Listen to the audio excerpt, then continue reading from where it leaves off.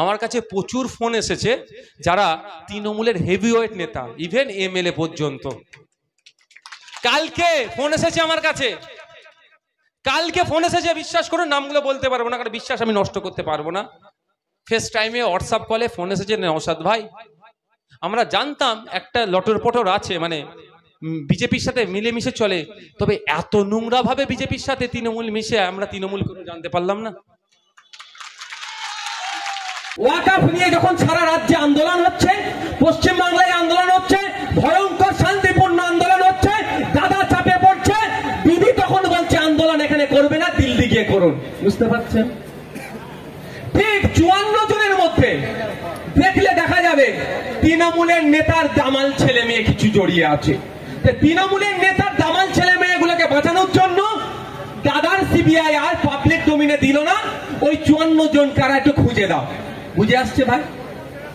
হিন্দু হিন্দু ভাই ভাই বলছে, তিলোত্তমার ধর্মীয় পরিচয়টা, আমি ভাই ধর্ম নিয়ে রাজনীতি করি না, কিন্তু আজকে বলতে বাধ্য হচ্ছি, সেটাও কিন্তু তিলোত্তমা হিন্দু মা, আমার বোন একটা, আমার বাড়ির মেয়ে, আমার বোন।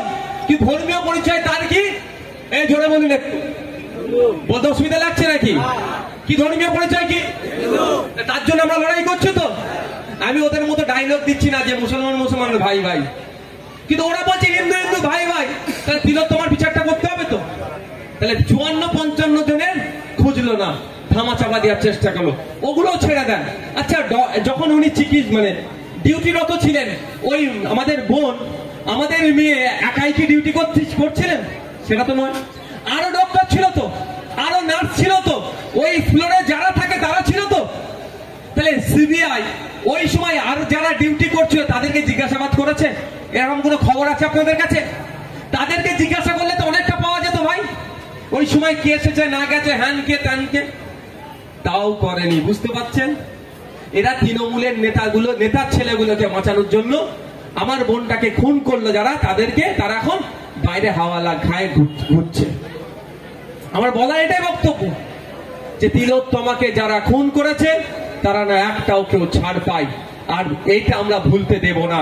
ওরা চাইবে আমাদের মন থেকে, আমাদের মাইন্ড থেকে তিলোত্তমার খুনের ব্যাপারটা যাতে ভুলে যাই আমরা, কিন্তু আমরা ভুলবো না। সেই জন্যই মাঝে মধ্যেই লাগাতার ভাবে আমরা কন্টিনিউ আমরা বিভিন্ন জায়গাতে তিলোত্তমার স্মরণে আমরা বিভিন্ন প্রোগ্রাম করছি। তাই মা বোন বাপ ভাইরা যারা আওয়াজ শুনছেন, আমি আপনাদের বলবো, আর মায়েদের বলবো, আপনাদের যখন আপনাদের ইজ্জতকে নিয়ে ওই আরজিকর হসপিটালে নোংরামি হতো, সেটাকে আটকানোর জন্যই তিলোত্তমাকে আজকে খুন হতে হয়েছে। তাই আপনাদেরকেও এই লড়াইয়ে, এই আন্দোলনে পিছিয়ে থাকলে হবে না, আওয়াজ তুলতে হবে। আপনি তৃণমূলের পরিবার হতে পারেন, আপনি বিজেপি করতে পারেন, আপনি আইএসএফ করতে পারেন, আপনি নিরপেক্ষ থাকতে পারেন, সেটা আপনি থাকবেন, কিন্তু তিলোত্তমার উপরে যে অত্যাচার হয়েছে, যাকে তিলোত্তমাকে যারা খুন করেছে, তারা না ছাড় পায়, আওয়াজ কিন্তু তুলতে হবে। অনেক ভাই আছে, প্রসঙ্গ সময় স্বল্প, আর দুটো বিষয় বলে আমি আমার বক্তব্য শেষ করব। আপনারা জানেন আবু সিদ্দিক হালদারের কি হয়েছে? ওর বাড়িতে চুরি হয়েছে। ওর চাচারা সোনার ব্যবসায়ী, সোনার দোকান, ওদের বাড়িতে চুরি করেছে, হেভি অংশের চুরি হয়েছে। ওদের বাড়ির চোরকে না ধরে ওদের বাড়ির ছেলেকে তুলে নিয়ে চলে গেছে, এমন মারধর করেছে, শারীরিক অসুস্থ হয়েছে, পরে জামিন পাওয়ার কয়েকদিনের মধ্যে হসপিটালে ভর্তি ছিল, সে মারা গেল।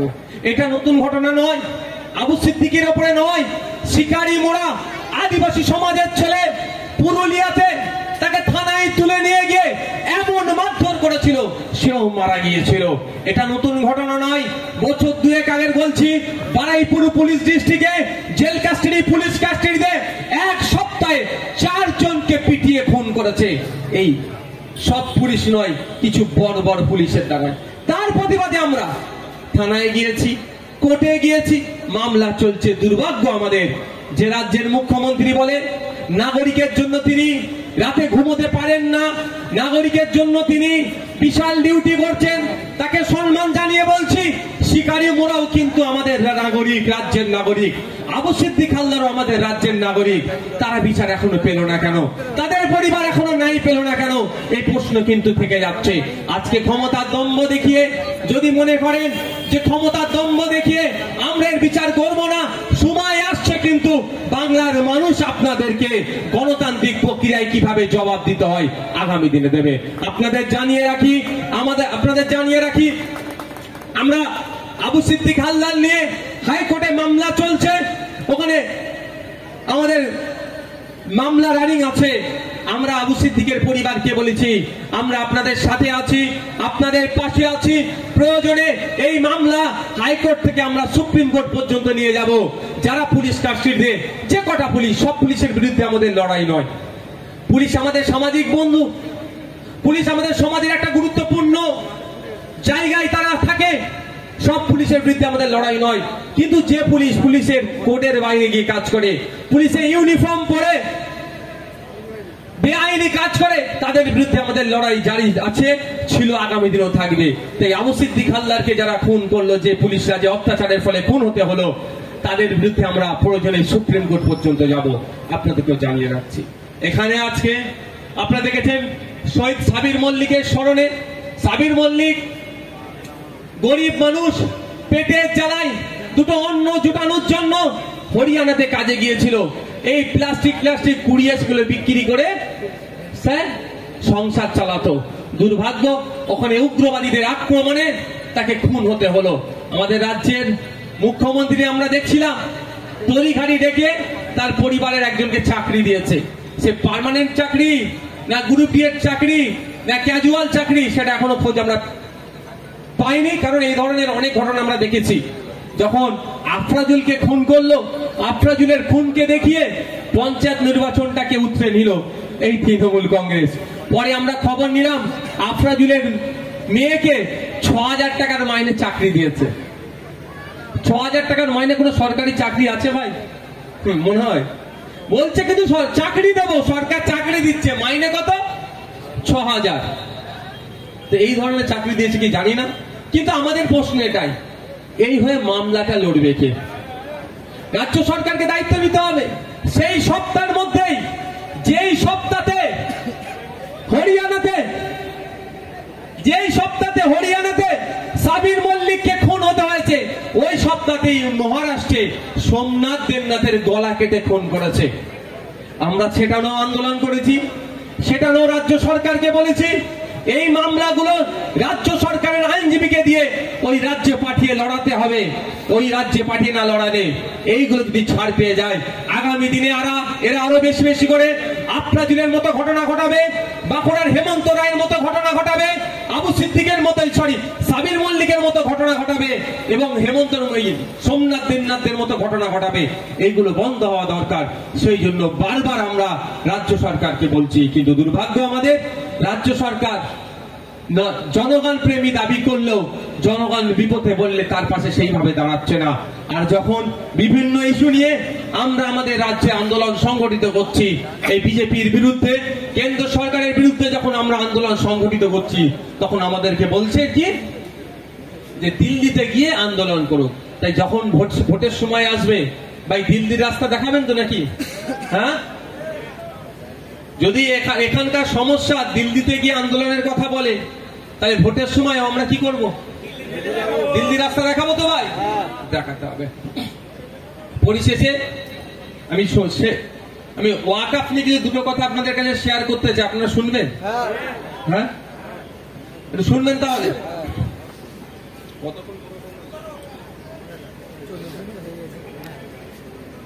কটা বাজে? 5 মিনিটের মধ্যে ভাই ওয়াকফ নিয়ে হয়ে গেলে বলবে। 5 মিনিট আর টাইম নেবো আপনাদের কাছে। সমস্যাটা হচ্ছে ওয়াকফ সংশোধনী আইনটাকে নিয়ে কেন্দ্র সরকার এমন ভাবে জনমানুষে প্রচার করার চেষ্টা করছে, এখানে দেখবেন হিন্দু মুসলমানের মধ্যে একটা লড়াই লাগিয়ে দেওয়ার চেষ্টা করছে। অ্যাকচুয়ালি এটা হিন্দু মুসলমানের লড়াই নয়, আর শুধু মুসলমানেরও লড়াই নয়। এই লড়াইটা সংবিধান প্রেমী মানুষের লড়াই, গণতন্ত্র প্রেমী মানুষের লড়াই। কার বিরুদ্ধে? বিজেপির নিয়ে আসা আইনের বিরুদ্ধে। কোন হিন্দুর বিরুদ্ধে এটা লড়াই নয়, এটা মাথায় রাখবে। এটা গুলিয়ে দেওয়ার চেষ্টা হচ্ছে, এটা আমাদের মাথা থেকে সরাতে হবে। যে সংশোধনীগুলো নিয়ে এসেছে সেই সংশোধনীতে দেশের যে যুক্তরাষ্ট্রের পরিকাঠামো আছে সেখানে আঘাত দিচ্ছে। যে সংশোধনীতে সংবিধানে যে মৌলিক অধিকারের কথা বলা আছে সেখানে আঘাত দিচ্ছে। সংশোধনীতে সংবিধানের 14, 15, 26, 29, 300 ক এই ধরনের অনেক আর্টিকেলের উপরে আঘাত দিচ্ছে, ফলে এটাকে বিরোধিতা করতে হবে। তার আগে বলি, এক দুটো তিনটে ভুল প্রচলন আছে, ওটা আগে কাটিয়ে দিই। প্রথম ভুল প্রচলন কি? অনেকে দাবি করছে বা একটা মেসেজ ছড়িয়ে দিচ্ছে ওয়াকাফ সম্পত্তিটা মুসলমানদের, এটা ধর্মনিরপেক্ষ রাষ্ট্র, মুসলমানদের জন্য ওয়াকাফ বোর্ড থাকবে, হিন্দুদের জন্য কেন কোনো বোর্ড নাই? এটা বলছে তো ভাই, এটা সম্পূর্ণ অসত্য কথা। মুসলিম সম্প্রদায়ের মানুষজন ধর্মীয় সম্পত্তি রক্ষণাবেক্ষণের মাধ্যমটা হচ্ছে ওয়াকাফ বোর্ড। হিন্দু সম্প্রদায়ের মানুষজন ধর্মীয় সম্পত্তি, দেবত্ব সম্পত্তি হয় জানেন তো, হিন্দু মন্দিরের জন্য, হিন্দু দেবদেবীদের জন্য হিন্দু মুসলমান নির্বিশেষে সম্পত্তি দান করে। এই সম্পত্তির দেখভাল কে করবে? এই দেখভাল করার জন্য টেম্পল অ্যাক্ট, মন্দির আইন আছে, জেনে রাখতে হবে। ঠিক মসজিদ, মাদ্রাসা, কবরস্থানের সম্পত্তি দেখভালের জন্য যেমন ওয়াকাফ বোর্ড আছে, অ্যাক্ট আছে, ঠিক একই ভাবে হিন্দু ভাইদের দেবদেবীদের সম্পত্তি দেখভালের জন্য মন্দির অ্যাক্ট আছে। আমি আপনাদের একটা উদাহরণ দিচ্ছি, দা উত্তরপ্রদেশ কাশী বৈশ্বনাথ মন্দির টেম্পল অ্যাক্ট 1983 দিকে তৈরি। কাশী বৈশ্বনাথ মন্দির যেটা আছে উত্তরপ্রদেশে, সেটা দেখভালের জন্য কেমন ভাবে কি হবে সরকারের পক্ষ থেকে একটা আইন করা আছে। আমাদের পার্শ্ববর্তী খুব বিখ্যাত জায়গা, প্রচুর চর্চা আছে, কোথায় ওটা? উড়িষ্যার জগন্নাথ মন্দির। আমরা তো অনেকে জানি তো, জগন্নাথ মন্দির দেখভালের জন্য একটা আইন আছে। ঠিক একই ভাবে কলকাতা নাখোদা মসজিদ দেখভালের জন্য একটা আইন আছে। ঠিক কলকাতার যে কালীঘাটের যে মন্দির আছে সেই দেখভালের জন্য একটা আইন আছে। দক্ষিণেশ্বরে যে মন্দির আছে সেই দেখভালের জন্য একটা আইন আছে। আপনার বড় মসজিদ, নাখোদা মসজিদ দেখভালের জন্য একটা আইন আছে। সব জায়গা দেখভালের জন্য আইন আছে। গুরুদুয়ারা যে স্বর্ণ মন্দির, বিখ্যাত মন্দির, স্বর্ণ মন্দির পাঞ্জাবে, সেটাকে দেখভালের জন্য একটা সরকারি আইন আছে। যে গির্জাগুলো আছে সেটাকে দেখভালের জন্য সরকারি আইন আছে। শিখ ভাইদের যেগুলো আছে, পার্সি ভাইদের যেগুলো আছে, সব দেখভালের জন্য আলাদা আলাদা সরকারি আইন আছে। নামগুলো একটু আলাদা আলাদা, কোন জায়গায় ওয়াকাফ বোর্ড, কোন জায়গায় টেম্পল অ্যাক্ট, কোন জায়গায় ওয়াকাফ অ্যাক্ট, এই ধরনের নাম আলাদা। কিন্তু স্বাধীন ভারতবর্ষে, ধর্মনিরপেক্ষ ভারতবর্ষে প্রত্যেকটা নাগরিক যে তার ধর্মস্থানকে রক্ষার জন্য, ধর্মস্থানের জন্য যে সম্পত্তি উৎসর্গ করেছে সেটাকে রক্ষণাবেক্ষণের জন্য দেশ প্রত্যেকের অধিকার দিয়েছে এবং আলাদা আলাদা আইন করে দিয়েছে। একটা জিনিস ক্লিয়ার হলো তো ভাই? আচ্ছা, আপনাদের এখানে মোটামুটি বড় মন্দির কোথায় আছে এই জেলাতে? এখানে না পেলেও আপনি চলে যাবেন এই আমতলা রোডে। হ্যাঁ, এই তো সাগরে কপিল মনুর আশ্রম আছে, তাই তো? জেলার সব থেকে বড় মন্দির। প্রচুর পর্যটকরা আসে সারা বছরে, বিশেষ করে যখন গঙ্গাসাগর মেলা হয়, ভিন্ন রাজ্যের প্রচুর পর্যটকরা আসে, যার ধর্ম নির্বিশেষে এবং সরকারের উদ্যোগে তাদের পরিষেবা দেওয়া হয়। তাদের একটা আইন আছে, ওই আইন অনুযায়ী ওটা চলবে, সরকারি আইন আছে। তো এই ধরনের মন্দির মসজিদ রক্ষণাবেক্ষণের জন্য আইন আছে।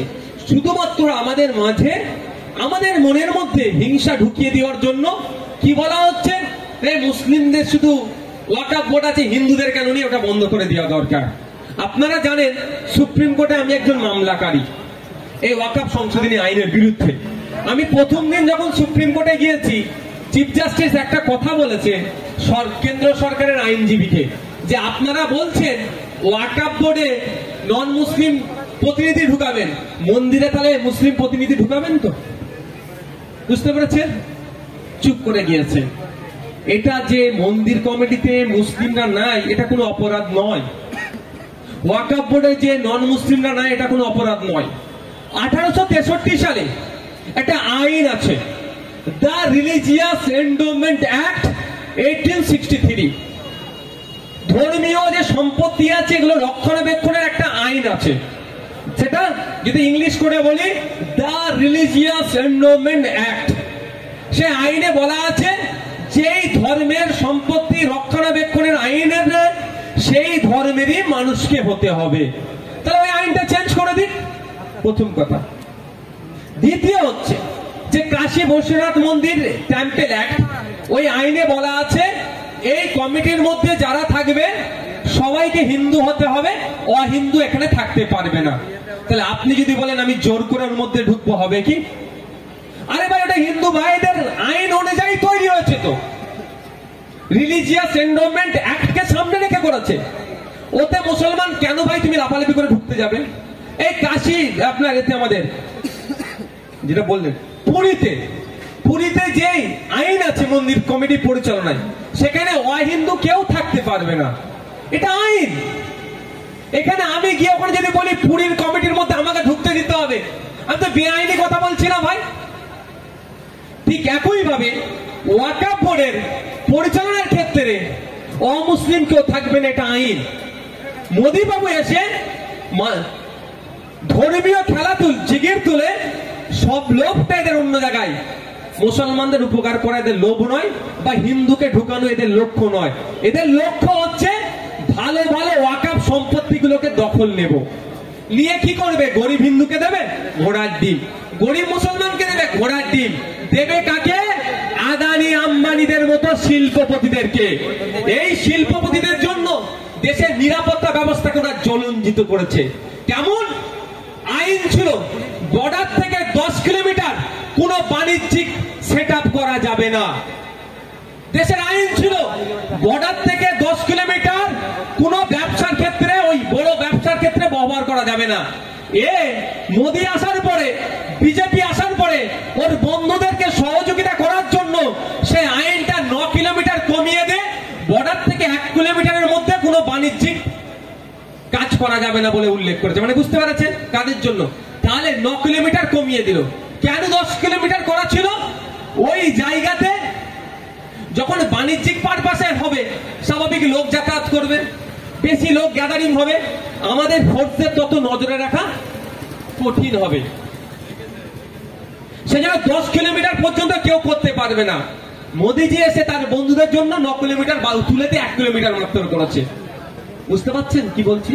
ঠিক একই ভাবে ওয়াকফ সম্পত্তির উপরে আজকে নজর পড়েছে মোদীজির, ওর বন্ধুদেরকে দিতে হবে। ওই জন্য আইন টাইন করে সম্পত্তিগুলো তুলে দিতে চাইছে। কালকে পুরীর সম্পত্তিতে যদি নজর পড়ে, পুরীর একটা ভালো সম্পত্তি, মন্দিরের সম্পত্তি আছে, ওখানে 5 স্টার হোটেল বানাবার যদি নজর পড়ে, দেখবেন পুরীর আইনও চেঞ্জ করে দেবে এরা। কালকে উত্তরপ্রদেশ কাশী বৈশ্বনাথ মন্দিরের জায়গাতে যদি 5 স্টার বা কোনো ব্যবসা করার নজর পড়ে ব্যবসায়ীর, হয়তো এরা আইন চেঞ্জ করে দেবে। তাই আজকে আমাদের প্রতিবাদ কেন করতে হবে? যাতে আগামীকাল কোন মন্দিরের সম্পত্তিতে না এরা চোখ তুলে তাকায়, কোন গির্জার সম্পত্তিতে না চোখ তুলে তাকায়, কোন পার্সি ভাইদের ধর্মীয় সম্পত্তিতে চোখ তুলে না দেখায়, কোন শিখে ভাইদের গুরুদুয়ারা সম্পত্তিতে না চোখ তুলে দেখায়। তার বিরোধিতা করার জন্য আমাদেরকে এই সংশোধনীর বিরোধিতা করতে হবে। ভাই, অনেক কটা বিরোধিতা আছে, কারণ সেই প্রসঙ্গে যাচ্ছি না। আর একটা ভুল সমাজে যে বার্তা ছড়াচ্ছে সেটা বলে শেষ করব। বার্তাটা কি ছড়াচ্ছে?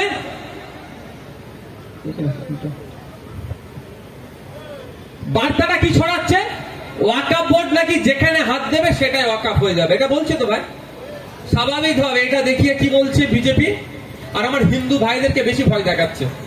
দেখিয়ে কি বলছে? ওই মন্দিরে হাত দিলে মন্দিরটা ওয়াকফ হয়ে যাবে, তোর বাড়িতে হাত দিলে বাড়িটা ওয়াকফ হয়ে যাবে, তোর মানে শ্মশানে হাত দিলে শ্মশানটা ওয়াকফ হয়ে যাবে, এই বলে ভয় খাইয়ে দিচ্ছে। আর আবার সহজ সরল সাদাসিধে আমার হিন্দু ভাইরা ওই কথাই বিশ্বাস করে নিচ্ছে। ওই তারপরে কি বলছে যে ওয়াকফ বোর্ড তাহলে তুলে দেওয়া দরকার, তাই তো? কিন্তু আপনাদের মনে হয় এই ধরনের কোন আইন আছে? দেশের সরকার এ বোর্ড বাদ দিন, ভারত সরকার যদি মনে করে যে আপনার জায়গাটাতে এসে বলবে এটা আমার, দিয়ে দাও, তাও পারবে না। এটা মাথায় রাখুন। যখন রেল লাইন নিয়ে যায়, যখন হাইওয়ে নিয়ে যায়, দেশের সরকার কি বলে আপনার কাছে নোটিশ পাঠাই না যে এই জায়গাতে আমরা উন্নয়ন করতে চাইছি, এর পরিবর্তে আপনাকে ক্ষতিপূরণ দিচ্ছি, এই জায়গাটা আমরা ছেড়ে দিই। আপনি না ছেড়ে দিলে কিছু করতে পারবে না, মামলা হবে কোর্টে, কোর্ট তখন ডিসিশন দেয়। কিন্তু তার আগে আপনার জায়গাটা এসে দেশের সরকার দখল করতে পারবে? সরকারের কথা বলছি, অন্যজনের কথা বাদ দিন। ভোট তো একটা ছোট্ট ক্ষমতা, সরকারের মানে পুরো ক্ষমতা পারে। এই রেল লাইন জয়, রেল লাইন হওয়া ভালো তো। এই আমাদের এটা যদিও এটা কি, এটা কোন বিধানসভা? এটা লোকসভা হচ্ছে জয়নগর লোকসভা। জয়নগর এই ভাঙড়ের বিধানসভার উপর দিয়ে রেল লাইন হওয়ার কথা ছিল, এখনো কিন্তু হয়নি। হ্যাঁ, ভাঙড়ের উপর দিয়ে ঘুটিয়ারি শরীফ হয়ে ভাঙড় হয়ে একটা রেল লাইন হওয়ার কথা ছিল, এখনো কোনো প্রস্তাবই আর বিধানসভায় তুলেনি। অনেক দিনের এটা পরিকল্পনা। যাক, যদি এখানে রেল হয়, রেল এসে কি রাতারাতি পাত বিছিয়ে চলে যাবে? পারবে? পারবে? আমার জায়গার উপর নিয়ে যেতে পারবে? পারবে না। কি করতে হবে? আমাকে নোটিশ করবে, আমাকে বলবে যে আপনার এই আমরা এই জায়গা থেকে রেল নিয়ে যেতে চাই, আপনার জায়গাটা পড়েছে, আপনি আমাকে জায়গাটা দিন, তার পরিবর্তে এত ক্ষতিপূরণ দেবো। এটা সিস্টেম। যদি সরকার না পারে কারো জায়গা কেড়ে নিতে, ওয়াকফ বোর্ডের ক্ষমতা আছে নেবার। এটা সম্পূর্ণ ওয়াকফ বোর্ড সম্পর্কে বিজেপির মিথ্যাচার। আর এই মিথ্যাচার যখন আমরা ধরে ধরে এই রাজ্যে বলে দিচ্ছি, তখনই শওকত বাবুদের রাগ হয়ে যাচ্ছে। আরে বলছি অমিত শাহর বিরুদ্ধে, বলছি শুভেন্দুর বিরুদ্ধে, বলছি মোদির বিরুদ্ধে, আমাদের শওকতদার বুকটা চিনচিন কেন করছে বুঝতে পারছি না আমরা। ভাই বলে এর বুক চিনচিন করছে কেন, এটা বুঝতে হবে। রাতে ফেস টাইমে কল হয়ে যাচ্ছে, ফেস টাইমে কল হয়ে যাচ্ছে যে আমি যতই কয়লা চুরি করি না কেন, তুমি চিৎকার করো, আমাকে না পুলিশ দেই, সিবিআই ইডি না ধরে নেই। ক্যানিং থেকে ফোন যেতে পারে মেদিনীপুরে, 24 পরগনা থেকে ফোন যেতেই পারে মেদিনীপুরে। বাকি কি সেটিং আছে বলতে পারবো না, বুঝতে পারছেন? তা ফিরে আসি, এবার বলুন, তাহলে ওয়াকফ বোর্ডের ক্ষমতা আছে আপনার জায়গায় ঝান্ডা লাগিয়ে বলে দেবে ওয়াকফ সম্পত্তি? সম্পূর্ণ মিথ্যা কথা।